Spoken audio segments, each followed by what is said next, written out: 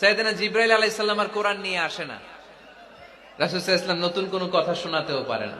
মক্কার লোকেরা হাসাহাসি শুরু করলো, হাততালি দিতে শুরু করলো, মুহাম্মদ তোমার আল্লাহ তোমারে বর্জন করেছে, তোমার আল্লাহ তোমারে ভুলে গেছে।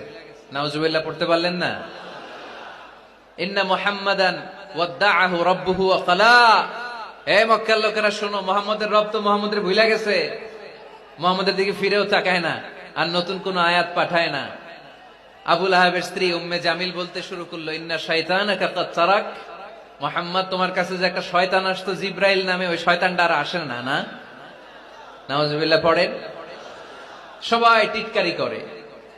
এখন রাসূল সাল্লাল্লাহু আলাইহি ওয়াসাল্লাম কিছু বলতেও পারে না, কারণ তিনি তো মন গড়া কিছু বলেন না, যা নাজিল হয় তা পৌঁছে দেন। রাসূল সাল্লাল্লাহু আলাইহি ওয়াসাল্লাম খুব পেরেশান হয়ে গেলেন, চিন্তায় পড়ে গেলেন, হতাশ হয়ে গেলেন, আর মনে মনে ভাবলেন, কি রে আমি কোনো ভুল করলাম না তো?